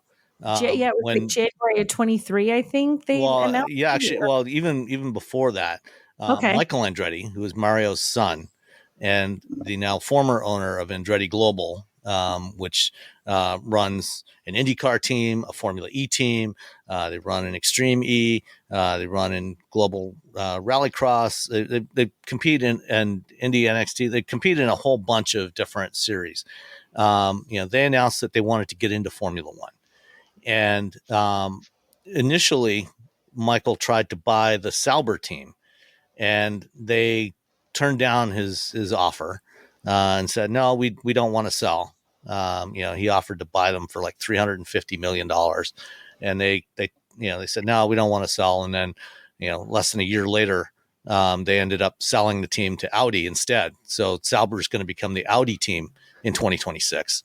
So then the FIA, so there's two organizations that sort of run Formula One. There's FIA, which is the sort of the sanctioning body that they set the rules and everything, the technical regulations and the sporting regulations. And then there's Formula One Management, which is a separate company which holds the commercial rights. So they're the ones that actually put on the races and run the series. And FIA at the beginning of 2023 put out a request for proposals, essentially, to teams that wanted to enter Formula One. There's been 10 teams for the last decade. Technically, the rules allow for up to 12 teams, 24 cars, but they currently only have 10. And Andretti and a couple of other entrants tried to put in proposals. The FIA accepted Andretti's proposal and then passed it along to Formula One Management, which is owned by Liberty Media. And Formula One Management, which kind of represents the other teams in the series, said, "Yeah, we don't think so. We don't think we need an 11th team."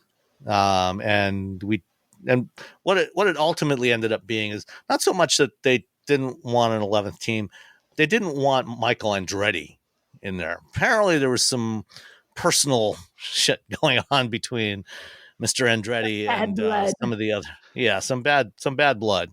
And so a couple of months ago, it was announced that Michael Andretti was actually stepping down from his role as CEO of Andretti Global, handing that off to his business partner, Dan Taurus, and also selling the remainder of his stake in Andretti Global to TWG Global, which is basically a financial firm that owns Andretti Global and owns a bunch of other stuff. And he essentially stepped away from the team. And within a couple of weeks after Michael stepped away from the team, all of a sudden rumblings started coming up that, maybe there's going to be a deal made between Cadillac and part of when Andretti was still involved, when they first announced their entry, they had partnered with Cadillac, initially as a sponsor, and then Cadillac was going to build an engine starting in 2028. And so they now, they're no longer using the Andretti branding on the team. It's still the same team, the same technical people, the same engineers and designers and mechanics. But it's not branded as Andretti. It's branded as a Cadillac Formula One team now. And as you said, they're going to start in 2026 when the next generation of rule set, new technical regulations go into force, new engines that they're still hybrid V6s, turbocharged V6s, but they now are going to get 50% of their power from the electric propulsion instead of about 20% that they do right now. And the cars are going to get a little bit smaller, a little bit lighter, different aerodynamic rules. So it should be interesting to watch. It should. Yeah. Cool stuff. All right. Let's see. We since the election, one of the things that's been expected is that the new administration in Washington is going to try and eliminate the IRA tax credits for EVs. Whether that actually happens or not remains to be seen, because all of the auto industry, except for Tesla, is actually pushing back against that and saying, come on, we've invested, tens of billions of dollars in this stuff. Let's keep the tax credits in place so we can actually sell these things. Well, this week, California Governor Gavin Newsom announced a new plan. Last year, at the end of 2023, California's tax credit program for EVs expired. He wants to revive it in 2025. If the feds eliminate the federal tax credit, he wants to have a replacement program in place for California that gives the $7,500 tax credit to drivers in California that buy EVs. One interesting detail about the California plan, we still don't actually know all the details, but one part of the California program that they're proposing is that there would be a cap on the manufacturer's market share. So if a manufacturer has more than a certain percentage of the EV market in California, they would not be eligible for tax credits. Right now, Tesla has about 56% of the California market for EVs, and the rest is split among all the other manufacturers. And apparently this new plan, they haven't said exactly what the threshold will be, but essentially Tesla will be the only EV maker that is not eligible for these new tax credits if it goes through. Any thoughts? I don't know how much they care. I mean, Tesla cares. I don't know how much. I always wonder how much the tax credit is what gets you to buy a vehicle or not. Like, would you only buy the EV because you have the $7,500 tax credit? Would you not buy a different one because you don't? Like, you know what I mean? I don't know. Well, as the only EV buyer owner amongst us, Robbie.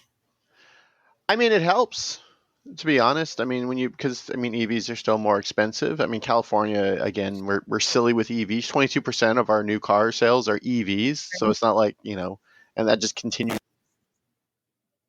I mean, my whole thing with the tax credit, if they get rid of it, I doubt they'll get rid of the manufacturing credits and because a lot of red states have EV, have battery facilities, have factories that have given thousands upon tens of thousands of people new jobs. And you don't want to be the president who comes in and says, I'm going to kill, 40,000 jobs in Georgia, or I'm going to kill in the South. So for that, for this, I think, Tesla, Elon Musk is more than happy to pull up that ladder after getting a ton of credits and getting a ton of subsidies and getting a ton of loans. And he's like, well, I don't think we need those anymore, which is, for years, Tesla and GM no longer had credits. Because they had passed the threshold.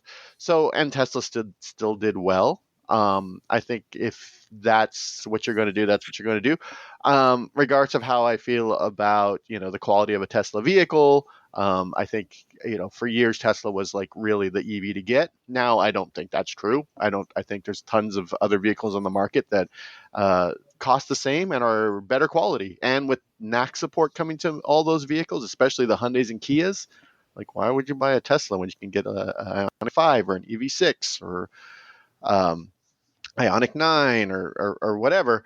And so it is kind of funny because of all the automakers, Elon Musk is more than he doesn't want he's like, we shouldn't have the subsidies anymore. But he's not, fighting up against NEVI, which is, he's going to get money for that. And he's not saying, hey, maybe we should stop giving, I should stop being able to get credits paid to me by other automakers because they're not hitting their EV numbers. It's this very much because, I mean, again, Tesla is still the Kleenex of automakers. When you think EV, people think Tesla. That's really what it comes down to it. Personally, I don't think, I think if you're going to do a credit, I think everyone should get the credit regardless of how well. If you're doing a good job, fine. Tesla, they're doing a job. They did a good job initially, and that is they have a lot of momentum, and I think that's they're selling cars on momentum at this point, really. But I don't think that they, I don't think them or GM or whoever sells a lot of EVs should be, taken out of contention for credits just because. It feels like you can buy a Tesla. Oh, but Tesla did a pretty good job at the beginning, so now you don't get the credit. I don't think it helps people who EVs, to be honest. But I do think the tax credits do help. But they're gonna go away eventually anyway. California 22%. And to be the rest of and everyone can sit there and EVs are this and they're woke or I don't know whatever stupid thing people are saying this week about EVs, which oh my god, I hear from people. Everyone follows California. Everyone was the same thing about cell phones. Like, cell phones are stupid. Only the douchebags have cell phones in it. Now, everyone's got a damn iPhone or Android phone in their pocket now. You can be that one friend who doesn't have one and everyone's like, ooh, you're an amazing person. But the reality is we all have it. I think EVs are going to be the same way, 10 years, regardless of how much people are bitching and complaining now, a lot more people are going to have EVs, especially as their drive around town car. Because the people who have the giant trucks in my neighborhood, they also have like a Honda Accord or a Chevy Malibu. You know what I mean? And this is that is going to be the EV at some point for a lot of those people, because they're going to get it, they're going to drive, and they're like, wait, I can save money. I can just plug it at home every day. I got a full tank of gas. All right, yeah, yeah. See what happens. I mean, it depends whether or not they actually kill the incentives. So we'll see what happens when the administration changes in not even 2 months. Yeah, it's, and they talk about it, but they also talked about killing the exactly ACA, and then they realized how many people they were going to hurt. I think this is a good way to say we did the thing, but then everything else around it, every other thing when the IRA is going to stick around, because all those other things are really job creators. And a lot of Californians are still going to be able to buy these. But what this hurts is people who are lower incomes, is what it does. What you're doing is you're attacking lower income people by saying, we know these vehicles cost more, but if you can get into one, it's going to save you money in the long run. And now we're saying, you can't do that, which is sort of, not what we want. We want more, we want more inexpensive vehicles. We want for people to be able to buy these. And, when you're lower income, it takes a while before you buy a car, to be honest. Yeah. All right. One last one. I know you've got to go in a couple minutes. I do. I have a hard stop in a few minutes. I just want to get your thoughts on these Stellantis lease deals on their EVs. You got the Charger Daytona coming, and the Wagoneer S coming imminently, and they're apparently they're doing some screaming lease deals on these things even before they start actually selling them to consumers. You get the $7,500 tax credit on both of them, and a $7,500 cash incentive for buying these. So even before they go on sale, they're putting $7,500 on the hood. And so on the Chargers, on a Charger RT, you can get a $549 per month lease, which is not cheap, but that's a pretty high lease. But compared to what it could be, the full price, that's a lot closer, and it's actually works out to be cheaper than the former Charger RT with the 5.7 liter Hemi, which was $713 a month. Mm-hmm. And then the Scat Pack leases are also pretty good. And then they're doing similar thing on the Wagoneer S, the $7,500 tax credit and $7,500 on the hood. As someone who has an order in for a Wagoneer S, I assume that makes you happy. Well, I guess so, but I'm probably not going to lease. I don't know if I'm going to lease it or buy it. I haven't decided yet. I think I might just buy it. So it might be worth doing a 24-month lease and buying it at the end of the lease. The thing is, this is today, right? Yeah. And they keep changing this, and who knows when the cars come? I'll see what's going to be in another. I'm bidding January. That's my personal guess. Yeah. As to when this car will show up, we'll see. I think it's probably going to be in January. So we'll see what kind of deals are on it in January. Because for me, for how much I drive, a lease is actually always a pretty good deal because I just don't put a lot of mileage on my vehicles. But we'll have to see. We'll have to see these. That's a good thing. And, they are still trying to get their inventory down at Jeep, and they are at Dodge, and, their inventories in those companies are still just too much inventory than not enough sales. So I think whatever they can do to sort of boost things, they're doing right now. Yeah. Well, especially with these new models that are coming on. And especially with the Charger, I think that it's probably going to be less of an issue with the Wagoneer S, but the Charger, they've really got to convince Charger customers, to go electric. And that's going to be a tough sell. That's a hard one because as cool as electrics are, and we all know that, and how performance focused, they're really great to drive. If you are a muscle car guy, you want a gas car, so they don't get it, or they just don't want to make the switch. Even if they do get it, they just don't want it. Yeah. So we'll see what happens with that. It's going to be a weird, because there are a lot of Chargers or a lot of Scat Packs where I live. People just love those things. And again, a muscle car as an EV just makes so much sense outside of the sound. That's it. The only thing you're missing, and now they have that weird And how much do they want the sound? That's right. How much how much of the experience of owning one of those does the average owner of one of those think is the sound? It's not just, it's like a package. It's not just the performance. So That's you what got the to be one. Fratsonic exhaust system's for. Yeah, But is it the same, Sam? Is it the same? I think No. I think what's going to happen is you're going to have the one person who buys it in town, and then all their friends are going to make fun of them, and then they're going to do the race, and then all the friends are going to be like, Oh, God. I knew you could. I really need to, my manlyhood. There's going to be a lot of, I don't know what to do with my life now. Issues, especially, and again, I live in California. We're silly with EVs. I can't swing a stick with. Oh, they're putting a Tesla supercharger like a block and a half from my house. Really? A whole supercharger Wow. station, and I'm like, There you go. oh, well, there you go. So I want to still be. They'll probably be V3s, but it'd be nice if they were V4s. Hey, at least you're getting something. Yeah. So again, can't swing a stick in my neighborhood without in a charging station. There's one every exit like right now. All right.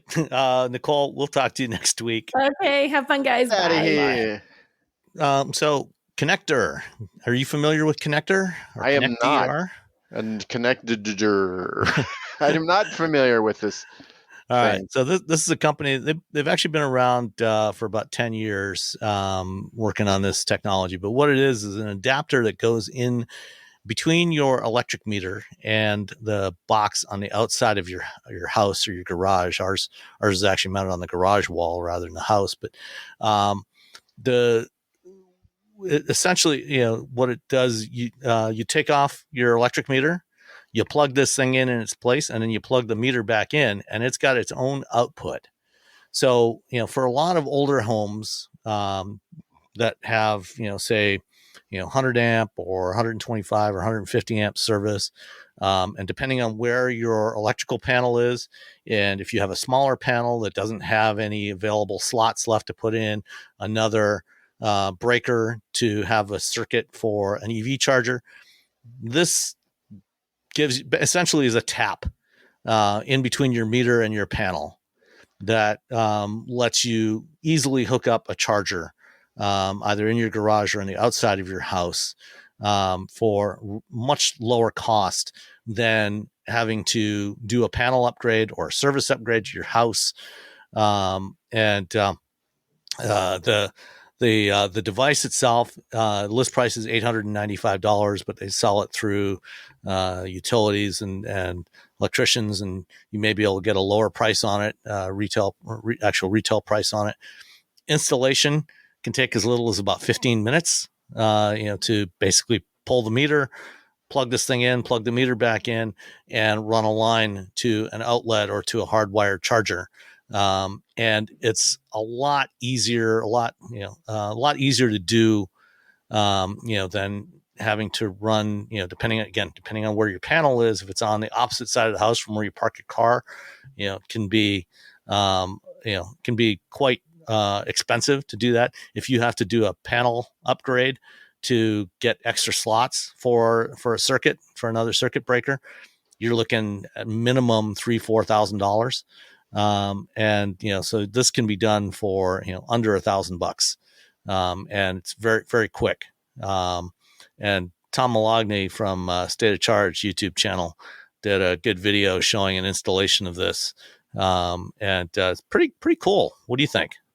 No, I mean, this is a great way for folks who they want an EV. They also have a solar thing, which is really cool. So yeah, well, that's what they started selling first. They've offered the solar one for a couple of years. Yeah, it's pretty cool. But it's just like you said, like a lot of people, if you have an older house, and once you go past, the panel and the meter, those are going to be up to date because the utility requires that because they got to be able to charge you.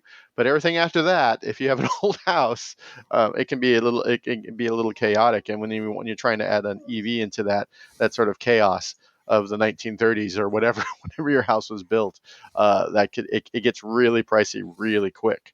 But this sort of like, it kind of it says, you know what, you don't have to worry about all that stuff because all we're worrying about is the important stuff that the utility people have made sure is on your vehicle, is on your house. So no, I think this is especially like you were saying, like in apartments where it's, you know, if I lived in what I've done to my house, I could have not done in the apartment building that we lived in before. But if we had the, you know, if the you know, the meter was near our garage in our apartment, we could have totally done this. I think the owners would be like, yeah, I don't care. Yeah. Because you're not doing anything to the building. You're doing something to something that belongs to, you know, it kind of belongs to them, but it's kind of the utilities property. And they're just like, whatever. Yeah. And, you know, another nice feature of this, you know, like I said, if, you know, if you've got an older house and you've still only got 100 amp service to your house, you know, that's usually, you know, that's not necessary. Usually you're not using all of that capacity most of the time.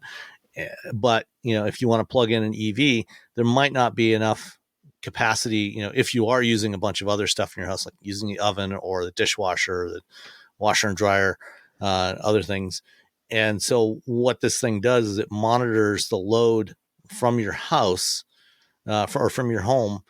And, you know, if you're using, if the home is is trying to use most of the capacity you have available, it will automatically pause the output to the charger, and then resume when the load level goes down. So, you know, overnight, you know, you just plug it in when you get home. And if you're using stuff in the house, it'll pause charging, resume, you know, when your home load level goes down. And they're also working on an updated version. They haven't said when it's going to come out, but the updated version will support bidirectional charging, make it a lot easier to do installations, you know, compared to, you know, like the Ford home backup system, you know, which is $4,000 just for the hardware, plus, you know, anywhere from $4,000 to $10,000 for installation. This device will allow you to have a plug in a bidirectional charger to it, and feed power back into your house from your EV if your power goes out. And, you know, it can also be integrated with your solar. So it's a pretty cool device, you know, for under $1,000, to get charging installed on your home. Yeah, it's pretty. Yeah, I think, you know, anything that makes it easier for folks to charge at home, I'm all for. And you know, it can be really weird, especially like, again, like if you have an older home.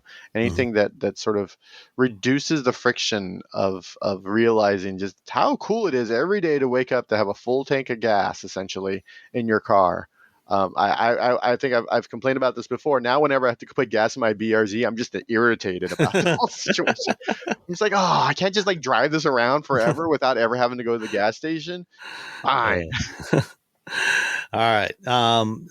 Continuing with charging, the NEVI program, as is often the case on the site formerly known as Twitter, there's some misinformation about the NEVI program, which is the federal program funded from the 2021 infrastructure bill, to build out a network of DC charging stations across the country. And so this one, there was some stories earlier this year. You know, it's a $7.5 billion program, and as of March of this year, they had only turned on about 8 charging sites, and there was people, you know, on one side of the political spectrum that were complaining, you know, we're wasting all this money, $7.5 billion for 8 chargers or 8 charging stations.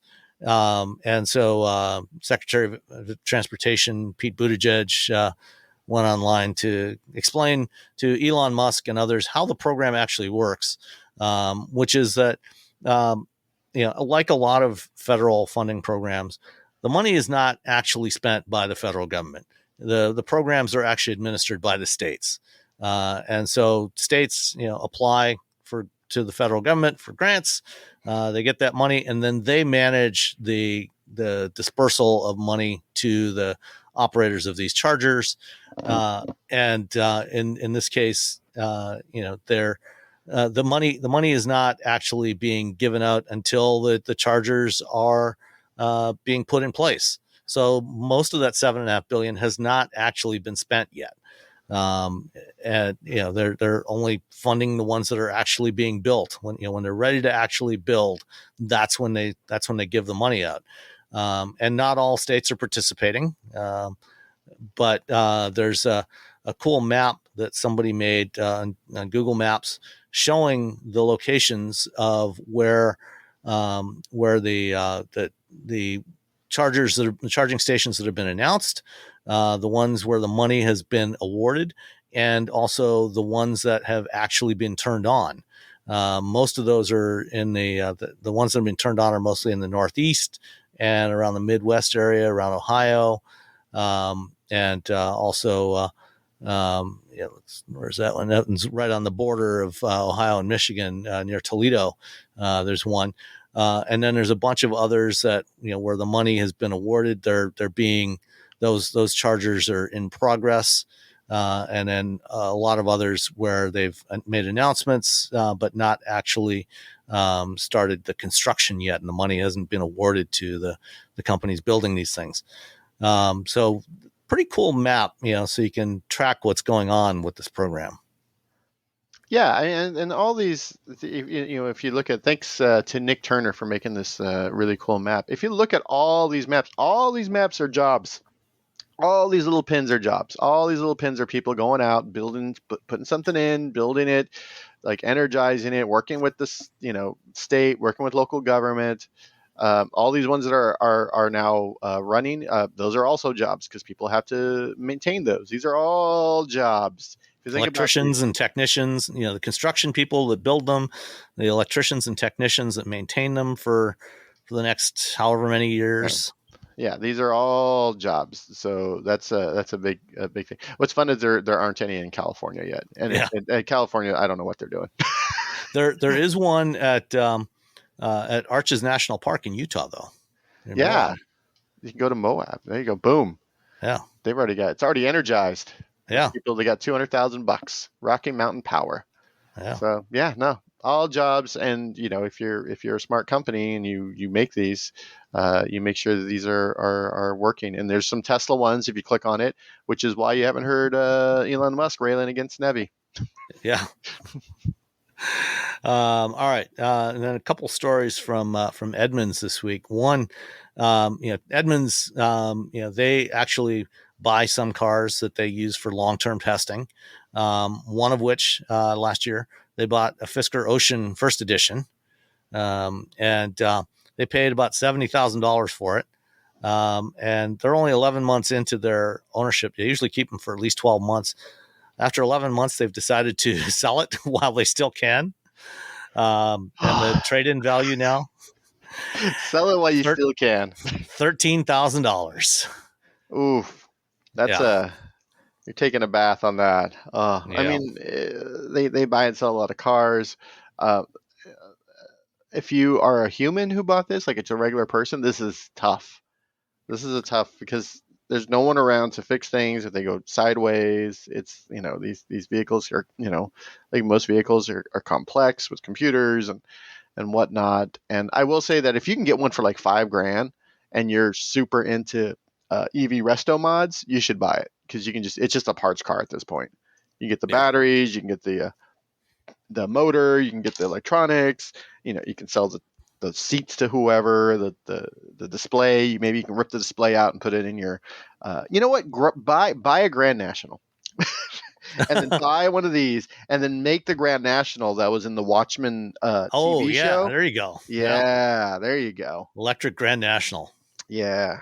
And then rig up something like a Fratsonic exhaust system. Yeah, because you don't want a quiet Grand National. Yeah, it's a Grand National, so you got to figure out what and really you could figure it out. Come on, you can set it with the speed of the motor because the vehicle is always it knows that the electronics.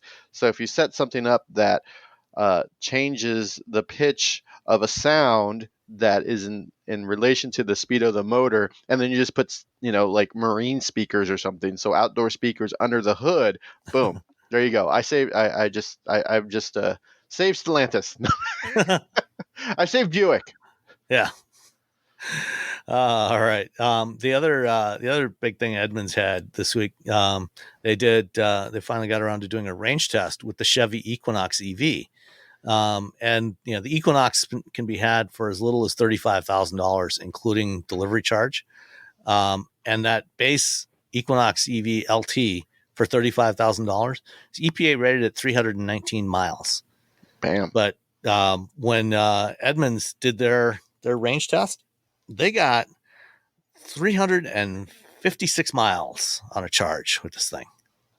That's a lot. And I like the Edmunds test. I think Edmunds test is where they do 60% city and 40% highway instead of just shoving it in, on the freeway at 70 miles an hour and hitting cruise control and just like, well, that's the test. That's not a real test. That's not how people drive, to be honest.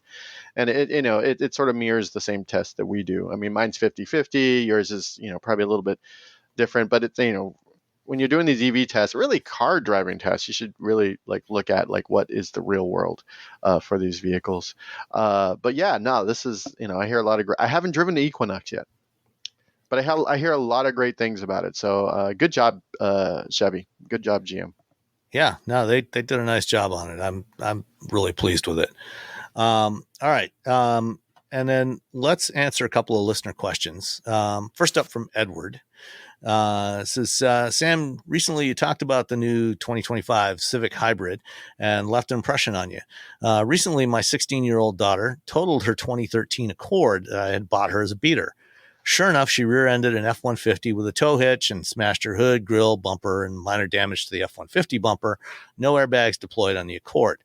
Now I want to have her drive a safer car, but I don't want to spend over $32,000. So she test drove the 2024 Subaru Impreza RS, and I was impressed by how smooth it was, and it has the EyeSight safety system. I own a 2022 WRX. None of my daughters can drive it since it's a manual. That is the appropriate way to buy yourself a car if you have kids. It's like, hey, you want to drive my car? You're going to have to learn how to operate 3 pedals. Anyway. My other 3 daughters, 24 and 23, drive Subarus also. Crosstrek and another older Impreza. The 3 are very close and very loyal to brand. They will not consider any other car. My older daughters live in Oregon, where they need the all-wheel drive systems. We live outside LA in Santa Clarita. I also want to give my 16-year-old the opportunity to test drive the Civic Hybrid, nicely priced at $30,000 to $32,000. And I want her to test drive the Mazda 3, but it's not all-wheel drive. Neither is the Civic. Actually, Edward, the Mazda 3 is available with all-wheel drive on all trim levels. But you can't get all-wheel drive and a manual. Correct. Which is ridiculous. Yeah.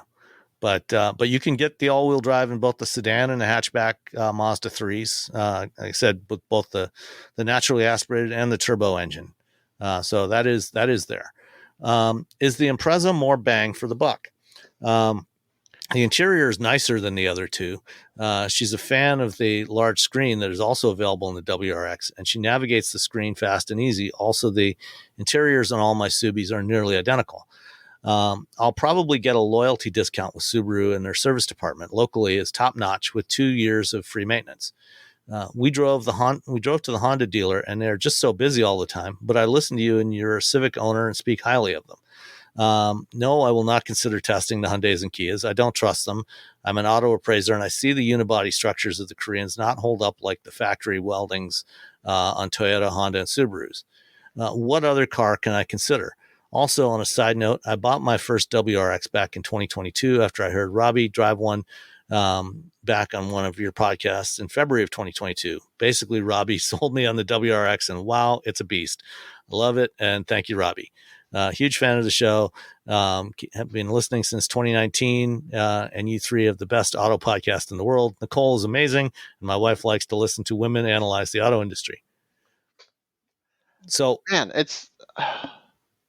The Subaru is such a great value. Just boom. The Impreza, it's a great form factor. You're getting all this space. It is just a car. It's all-wheel drive. You know what else is actually a really good value though? The Mazda CX-30. My daughter bought one last year. You can get the base CX-30 starts at $25,000 and has standard all-wheel drive.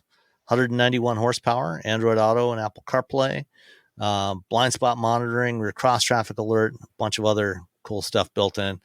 And I think, it's especially, if you want something with all wheel drive, I mean, it's basically a lifted Mazda 3. It is based on the Mazda 3, same platform as the Mazda 3, same powertrain. So it's a little bit taller. But all of the other features, all-wheel drive, like I said, is standard across the board on all of them. 191 horsepower, 186 foot-pounds of torque. And you can get it in Soul Crystal Red. Oh, that's true. You do get the nicer color. I don't know. I've owned a couple Subarus. So I really like the Subarus, and they just keep going. They just plow through things. Like, what do you know? I gotta get this done. They're like little workhorses, for not a lot of money. Is sort of how I feel about Subarus. Whether it's the WRX, the BRZ, or the Impreza, they're all like, I just gotta get this thing done. Just get out of my way. Just head down, ready to party. Subaru. Yeah. Yeah, I mean, Subarus are great. Like I say, I'm a fan of the CX-30. I think that's a great option. I would definitely take a look at that one. If you don't like the Mazda central control knob, if you don't have the touch screen. Well, you do if you're using phone projection. So if you're using CarPlay or Android Auto, it does have touchscreen. So you can use the touchscreen if you're using it with your phone. Yeah. Okay. And it's got a really, really nice interior. Give them both. Check them both out. Yeah. Yeah. But I think he'll probably end up with the Subaru. He's already got Subarus in the family. Probably, but he loves that WRX, which I love that WRX. And it's so much more of a sleeper now because of the weird, like, sort of just, hey, it's just a sedan. Oh no, it's a WRX. And that's yeah. I talk about the WRX's transmission to a lot of people, probably annoying them all. Every single one of them. Like, see the second gear, it's like a really short gear ratio. So they're like, oh God, please shut this man up. All right. The other one is from Mark from Howell again. We answered Mark's question last week. He's the one who commented on Spotify. Anyway, so this is Mark from Howell who sent in the question about the 2013 SL63 AMG I recently bought. Thank you so much for replying to my question on the latest episode. I realize repairing and maintaining this car is going to be expensive. I've never owned a Mercedes before, and while the driving experience has been amazing, I've already discovered the cost associated with it. This car is my retirement gift to myself. I plan on driving the SL63 to the Tail of the Dragon, Devil's Triangle, and the Triple Nickel. I wasn't necessarily looking for this particular model. I didn't even know what an AMG was, but I knew I wanted a two-seat hardtop convertible and came across the SL63 by accident one day during one of my walks. My 1965 Corvette convertible, my dream car since I was a kid, had become a Sunday cruiser, and I wanted a car that I could take on 4 to 5 day road trips. Now, on to the reason for my email. As far as I can figure, I was able to send the message through Spotify because I recently subscribed to their service. Previously, I was using their free version, and I couldn't comment on any episodes of any podcast. Starting the membership was the only change, so I'm assuming that is how you leave a comment for you. It sounded like it was the first that you've received through Spotify. It was.